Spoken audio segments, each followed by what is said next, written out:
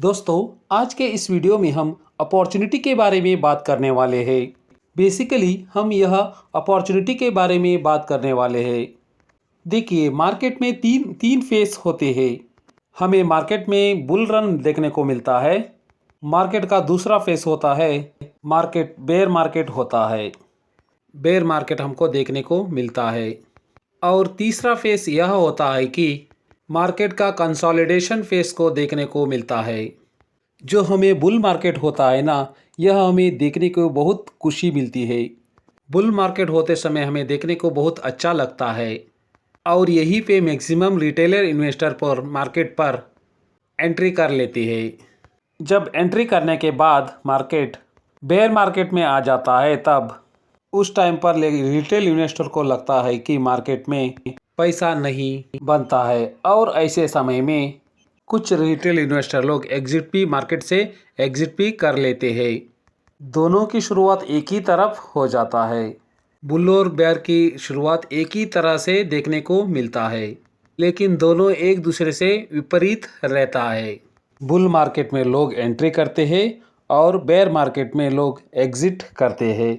और तीसरा है कंसोलिडेशन के बारे में लोग समझ नहीं पाते हैं कि वह मार्केट में क्या करना है। लेकिन हम लोगों को करना है बिल्कुल इसका उल्टा करना चाहिए। बुल मार्केट में हम मार्केट को एंजॉय करना चाहिए और बेयर मार्केट में एंट्री करने के बारे में सोचना चाहिए। और कंसोलिडेशन फेस में हम लोगों को, अगर हमारे पास उस समय फंड है, तो एसआईपी के मोड पर हम शेयर को एडेड करते रहना चाहिए। अगर हमारे पास फंड नहीं है तो सिर्फ मार्केट को वॉच करता रहना चाहिए। लेकिन एंट्री जो होती है हमेशा बेयर मार्केट में ही करना चाहिए। आप लोगों ने देखा होगा कि 2024 में लोगों ने उतना मोटा पैसा मार्केट में नहीं बनाया है। 2024 में मार्केट में ज़्यादातर गिरावट के फेस को देखने को मिला था। मार्केट में 2022 में भी अच्छा रिटर्न देखने को मिला है। उसी प्रकार 2023 में भी मार्केट ने अच्छा रिटर्न बनाकर दिया है। अभी 2025 की शुरुआत हो चुकी है। 2025 के पहले 2 दिन में मार्केट में अच्छा सेगमेंट देखने को मिला था। उसको लेकर हम यह नहीं कह सकते हैं कि मार्केट अब बहुत अच्छा भागेगा। अभी बहुत सारा फैक्टर मार्केट में फेवर नहीं है। हो सकता है कि मार्केट में गिरावट को भी देखने को मिले, लेकिन मैं चाहता हूं कि मार्केट में अभी जो फेस बना हुआ है उस समय मार्केट में एंट्री कर नई शुरुआत कर सकती है। और यहाँ से अभी मैं आपको एक स्मार्ट इन्वेस्टमेंट करने के बारे में बताने वाला हूँ। मैं आज आपको दो छोटी कंपनी के बारे में बताने वाला हूँ। छोटी कंपनी में हम एक छोटा सा ही इन्वेस्टमेंट करना चाहिए। एक छोटा माइक्रो कैप कंपनी यह कहाँ तक ले जाएगा ये किसी को भी पता नहीं। लेकिन ऐसे कंपनी में रिस्क बहुत ज़्यादा है, क्योंकि इसका मार्केट पे कैप बहुत छोटा रहता है। इसलिए केवल रिस्क इन्वेस्टर ही इस कंपनी के बारे में सोच सकते हो। और यह एक एजुकेशनल वीडियो है। मैं किसी स्टॉक का बाइंग और सेलिंग का रिकमेंडेशन नहीं कर रहा हूँ। आप स्टडी करके इस कंपनी के बारे में सोच सकते हो। चाहे तो इस कंपनी के बारे में आप नोट डाउन भी कर सकते हो। मेरा पहला कंपनी है प्रीति इंटरनेशनल लिमिटेड। यह बहुत छोटी कंपनी है। सिर्फ 200 करोड़ मार्केट कैप रखने वाला कंपनी है। यह एक माइक्रो कैप कंपनी है, लेकिन कंपनी छोटा रहने की वजह से इनका बिजनेस छोटा नहीं है। इनका बिजनेस बहुत ज़बरदस्त है। यह कंपनी बहुत तरीके से बिजनेस करती है। यह कंपनी बिजनेस करती है जो लाइफस्टाइल के और जो होम डेकोर के सामान होते हैं।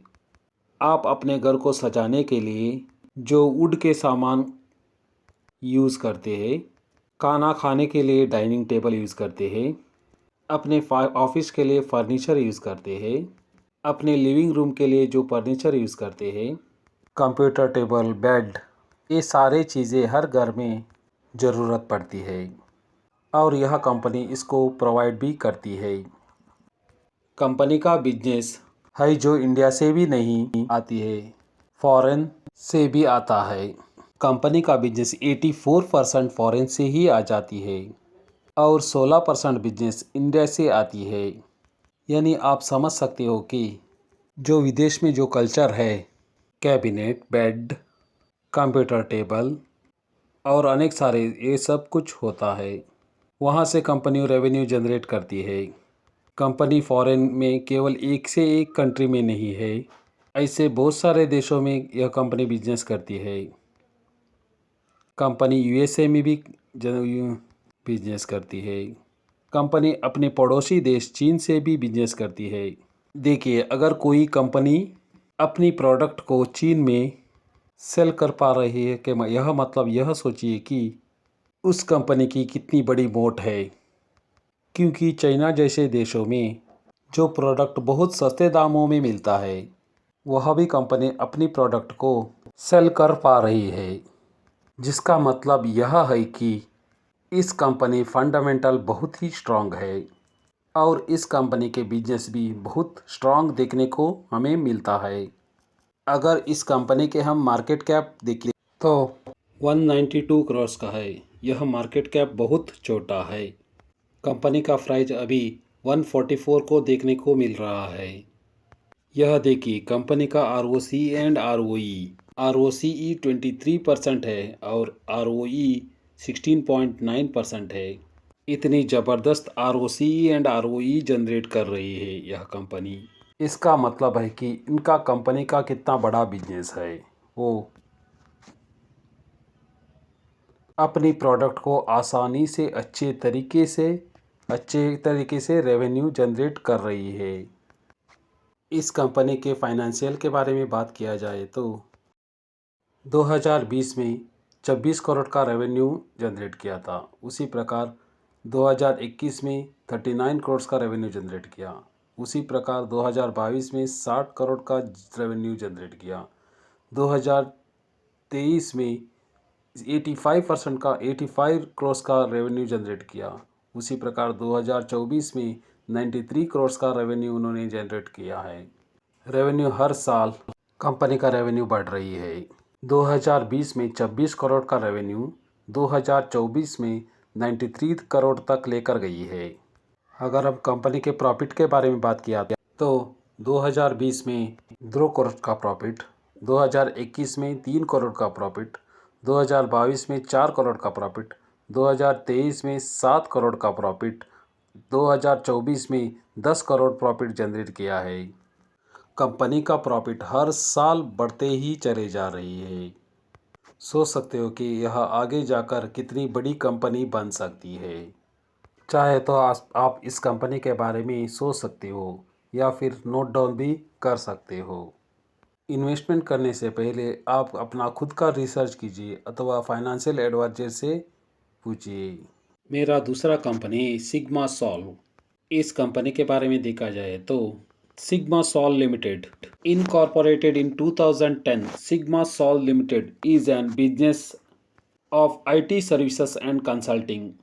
Sigma Sols build state-of-art custom enterprise apps that generate and maximize revenues with unique mobile app. इस कंपनी के फंडामेंटल के बारे में बात किया जाए तो इस कंपनी का मार्केट कैप 361 करोड़ का है।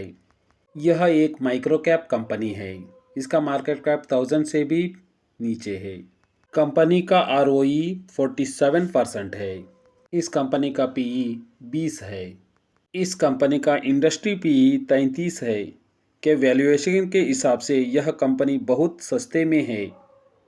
इस कंपनी का फेस वैल्यू 10 रुपये का है और इस कंपनी का बुक वैल्यू 37 रुपीज़ को देखने को मिलता है।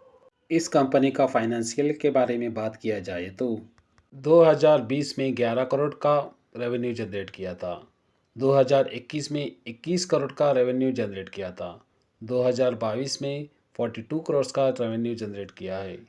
2023 में 57% करोड़ का रेवेन्यू जनरेट किया है और जो 2024 में 69 करोड़ का रेवेन्यू जनरेट किया है। रेवेन्यू साल भर साल उनका रेवेन्यू बढ़ता ही चले जा रहा है। 2020 में 11 करोड़ का रेवेन्यू अभी 2024 में 69 करोड़ तक लेकर गई है। आगे इस कंपनी के प्रॉफिट के बारे में जब बात किया जाए तो इस कंपनी में 2020 में 2 करोड़ का प्रॉफिट जनरेट किया था। 2021 में 5 करोड़ का प्रॉफिट जनरेट किया। उसी प्रकार 2022 में 14 करोड़ का प्रॉफिट जनरेट किया था। 2023 में 15 करोड़ का प्रॉफिट जनरेट किया। उसी प्रकार 2024 में 19 करोड़ का प्रॉफिट जनरेट किया है। पिछले 5 वर्षों से प्रॉफिट में लगातार बढ़ोतरी होती जा रही है। 2020 में 2 करोड़ का प्रॉफिट 2024 में 19 करोड़ तक लेकर गई है। आगे इस कंपनी के शेयर होल्डिंग पैटर्न के बारे में बात किया जाए तो 73% का शेयर होल्डिंग प्रमोटर के पास ही है। प्रमोटर वाले भी इस कंपनी के शेयर को बेचने को तैयार ही नहीं है। बाकी 24% का शेयर पब्लिक के पास है। एफआईआई और डीआईआई के पास इस म्यूचुअल फंड वालों के इस कंपनी का कोई नज़र अभी तक नहीं आया है। चाहे तो आप इस कंपनी को नोट डाउन कर सकते हो। होप आपको इस वीडियो को बहुत अच्छे लगे होंगे। धन्यवाद।